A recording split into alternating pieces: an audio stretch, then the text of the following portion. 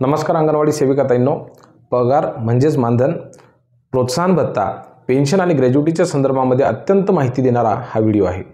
बहिणींनो बघा, आपणा सर्वांना माहिती आहे की अहमदाबादमध्ये विमान दुर्घटना घडली।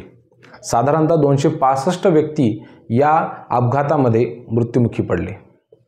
अत्यंत दुर्दैवी घटना घडली बहिणींनो। परंतु ही घटना घडल्याच्या नंतर एका घोषणेकडे सगळ्या भारताचं लक्ष गेलं, ते म्हणजे की जे मृतक होते, ज्यांचं निधन या अपघातामध्ये झालेलं आहे, त्यांना साधारणतः 1 कोटी रुपयांची मदत ही एअर इंडियाकडून अर्थातच टाटा ग्रुपकडून देण्यात आलेली आहे। आमचा एखादा शेतकरी ज्या वेळेला मरण पावतो, त्याची आत्महत्या होते, तो या यंत्रणेचा बळी पडतो, त्याच्या सोयाबीनला, त्याच्या कामाला, कष्टाला मोल मिळत नाही, ज्यावेळेला तो आयुष्य संपवून टाकतो, त्यावेळेला त्याच्या कुटुंबियांना मिळतात 1 लाख रुपये। म्हणजेच काय, विमानामध्ये फिरणाऱ्या व्यक्तीच्या जीवाची किंमत ही 1 कोटी रुपये आणि शेतामध्ये राबणाऱ्या शेतकऱ्याची किंमत 1 लाख रुपये। एखाद्या सरकारी बसमध्ये किंवा एखाद्या सरकारी ऑफिसमध्ये जर ही घटना घडली असती तर त्याच्या कुटुंबियांना 10 लाख रुपयांचं सानुग्रह अनुदान दिलं जातं, म्हणजे त्या जीवाची किंमत 10 लाख रुपये। परंतु आम्ही एकीकडे म्हणतो की आमच्या देशामध्ये समता आहे, इक्वॅलिटी आहे, परंतु दुसरीकडे मात्र एकाच्या जीवाची एक किंमत आणि दुसऱ्याच्या जीवाची दुसरी किंमत अशी वेळ आलेली आहे। अगदी तशाच पद्धतीनं माझ्या देशामध्ये काम करणाऱ्या अनेक घटकांपैकी एक घटक म्हणजे अंगणवाडी सेविकाताई आणि आमची मदतनीसताई।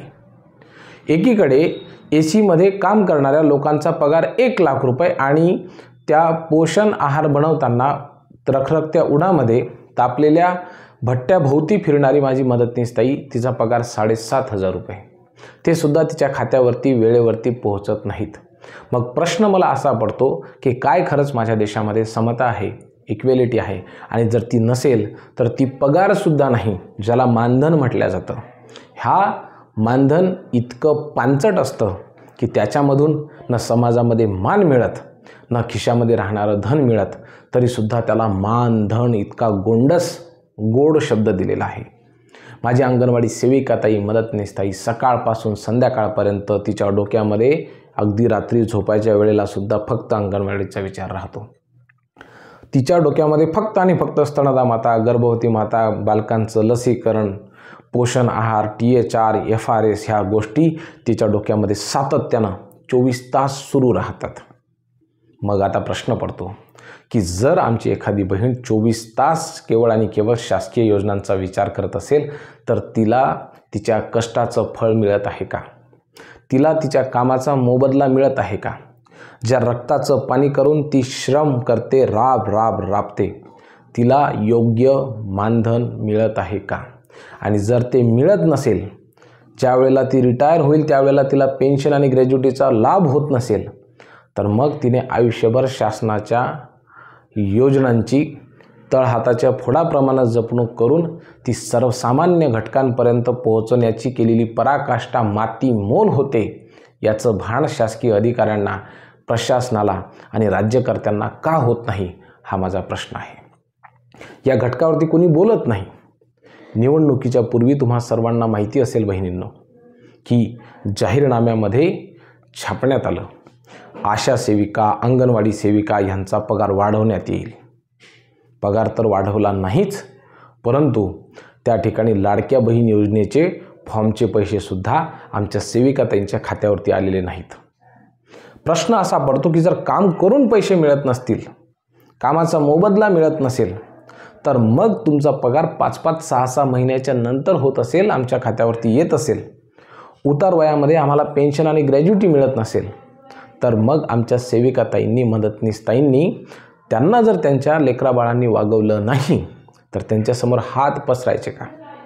आज शरीर धडधाकट आहे, त्यावेळेला ती शासनाची सेवा करत आहे, परंतु उद्या हे ज्या वेळेला शरीर थकेल, काम होणार नाही, जाग्यावरनं उठता येणार नाही, कोण्या ठिकाणी बसता येणार नाही, कुठं जाता येणार नाही, त्या उतार वयामध्ये आमच्या बहिणींसाठी फक्त आणि फक्त पेन्शनच कामी येऊ शकते।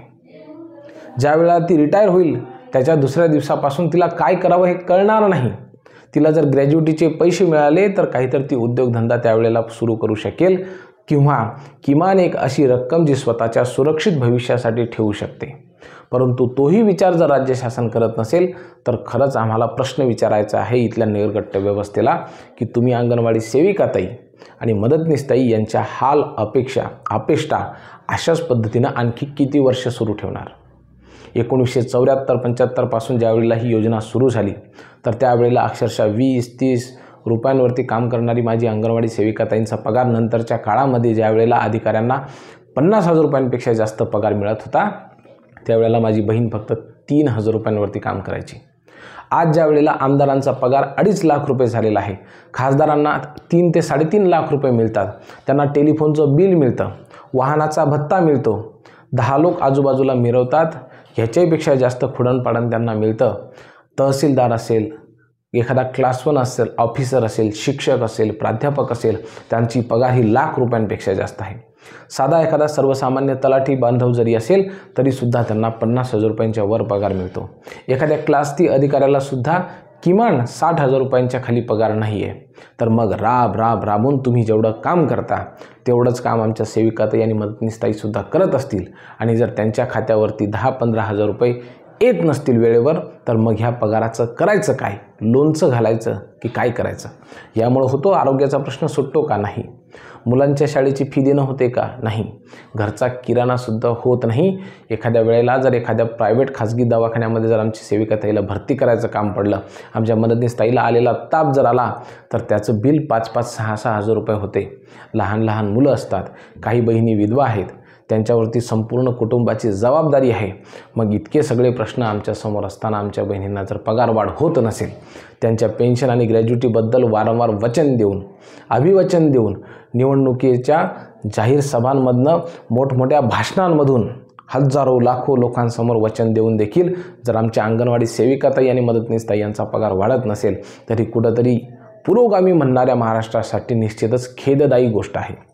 म्हणून आमची ह्या राज्य शासनाला आदरणीय शिंदे साहेब, आदरणीय फडणवीस साहेब आणि ज्यांच्याकडे महाराष्ट्राच्या अर्थव्यवस्थेच्या चाब्या आहेत अशा अजितदादा पवार यांना कळकळीची हात जोडून नम्र विनंती आहे की एक वेळेला आमदारांचा पगार वाढवू नका.